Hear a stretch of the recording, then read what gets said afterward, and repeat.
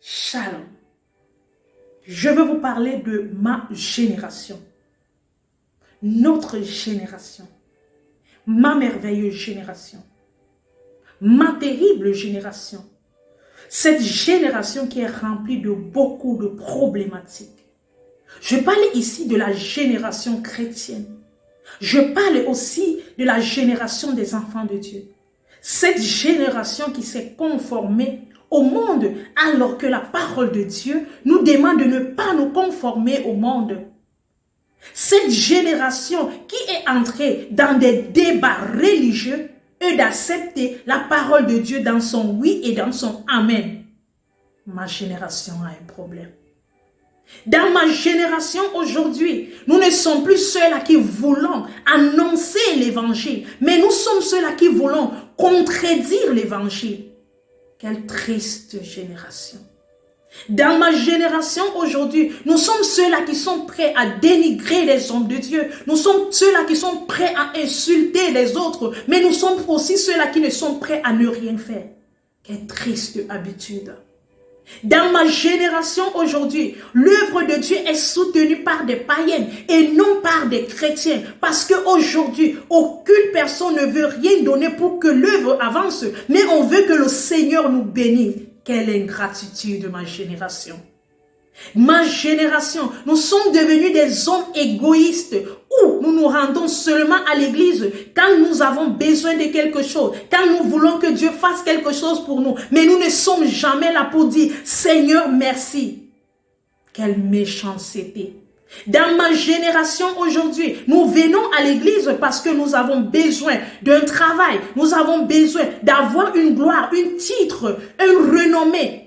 Nous sommes accrochés au titre, nous sommes accrochés au nom des nominations, mais nous ne sommes pas accrochés à Dieu. Quelle hypocrisie, ma génération.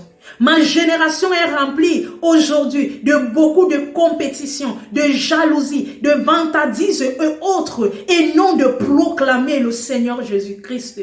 Quelle triste génération. Cette génération où nous sommes arrivés aujourd'hui, où on te dit, priez, n'est pas important. On a besoin de demander la prière à d'autres. Nous-mêmes, on ne veut pas prier. D'autres te diront qu'ils chantaient ces prières 2 fois. Des versets qui n'ont, des paroles qui n'ont pas de référence biblique. Quelle triste génération. Cette génération où aujourd'hui on dit aide-toi et le ciel t'aidera. On passe en priorité que Dieu. Quelle triste génération. Une génération où nous sommes attachés aux créatures et non aux créateurs. Non, Seigneur, aie pitié de ma génération. Cette génération qui est entrée dans la propagande de l'évangile, dans le folklore de l'évangile et non dans l'évangile de la sanctification et non dans l'évangile de la repentance. Quelle triste génération. Une génération qui confond aujourd'hui dire la vérité et juger. À chaque fois que tu dois reprocher un frère ou une sœur en Christ, il te dira ou il te dit que tu juges parce qu'il ne veut pas admettre la vérité. Quelle triste génération. Ma génération, c'est une des seules générations où nous sommes d'ailleurs pour chercher plus de followers. Nous sommes prêts à tout pour avoir de followers. On est prêt à tout pour que les gens parlent de nous. Mais on n'est pas prêt que le nom de Dieu soit glorifié. Quelle triste génération. C'est dans ma génération où tu trouves, on prie à 2 minutes. Dans 3 minutes, on se retrouve encore chez le féticheur. On se retrouve encore chez le marabout. Parce que on veut mélanger Dieu avec nos coutumes. Quelle triste génération. Ma génération est encore basée sur les doctrines, sur des coutumes, sur des rituels et non sur la relation avec la marche avec Dieu. Ça, c'est encore ma génération. Une génération qui court pour l'argent, qui vit pour l'argent et non pour la volonté de Dieu.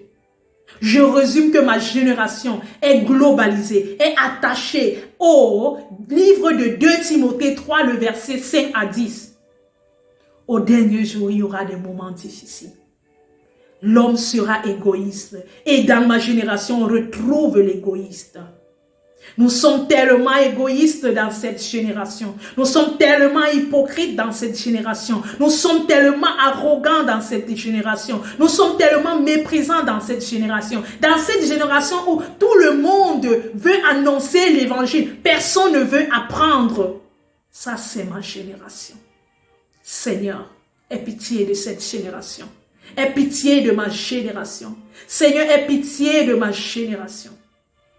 Aie pitié de nous. Cette génération où nous avons perdu du respect pour les aînés, c'est dans ma génération. Dans ma génération où on a perdu le dialogue entre frères et sœurs en Christ.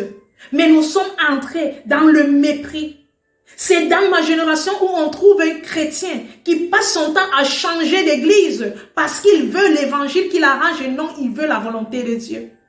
C'est dans ma génération où on retrouve que quand il y a un problème dans un couple et de résoudre dans ce foyer, on publie sur les réseaux sociaux. C'est dans ma génération quand un frère ou une sœur a trébuché, a chuté et de prier pour le frère, on publie sa nudité sur les réseaux sociaux. Dans ma génération, on trouve qu'un frère, une sœur est malade et de prier pour ce frère ou pour cette sœur ou de lui soutenir financièrement. On ne peut pas le soutenir, mais on prend cet argent ou on prend ces photos. Le temps qu'il soupire avec la mort, nous on fait les photos pour publier sur Internet. C'est dans ma génération que quand tu meurs et quelqu'un vient au cimetière, il vient le jour de ton deuil avec beaucoup de fleurs, avec beaucoup de témoignages, alors que de ton vivant, il ne t'aimait pas, alors que de ton vivant, il ne te saluait pas, alors que de ton vivant, il n'apportait pas de soutien quand tu le lui demandais. Ça, c'est encore ma génération. Ma génération aujourd'hui est basée sur l'argent. Ils sont basés sur la gloire. Ils sont basés sur des honneurs. Mais ils ne sont pas basés sur la crainte de Dieu. Ma génération, on est prêt de se vanter. J'ai la grande voiture. J'ai la plus belle maison. J'ai le plus vêtement, le plus coûteux. Mais on ne peut pas aider un orphelin. On ne peut pas aider un handicapé. On ne peut pas aider une veuve. Ni un prisonnier. Ça, c'est ma terrible génération. Cette génération, oh Dieu, cette génération où nous sommes arrivés dans la vantardise. Aujourd'hui, tout le monde veut se voir. Nous sommes entrés, une génération qui vit des challenges. Et de vivre la volonté de Dieu, on vit des challenges parce qu'on veut devenir populaire pour le monde, mais pas pour Dieu. Ça, c'est ma génération.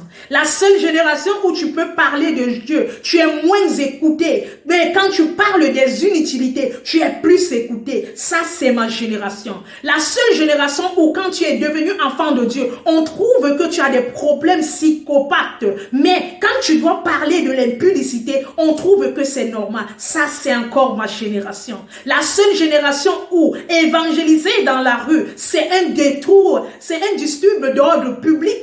Mais quand tu fais du bruit, les bas font des bruits et autres, on ne trouve pas qu'ils sont en train de déranger l'ordre public. Ça, c'est encore ma génération. Ma génération aujourd'hui, il suffit que tu vas parler de l'homosexualité et dis que ce n'est pas conforme à la parole de Dieu. On va trouver que tu n'es pas normal. On va te lapider dans ma génération. Ça, c'est toujours ma génération. Ma génération, l'anormal est devenu normal et le normal est devenu anormal. Ça, c'est encore ma génération. Ma génération a beaucoup de problèmes, Seigneur. Aie pitié de cette génération incrédule. Aie pitié de notre génération, Seigneur. Parce que nous sommes devenus tellement incrédules. Nous sommes devenus tellement malhonnêtes. Nous sommes devenus tellement, Seigneur, des personnes qui ne méritons même pas ta grâce.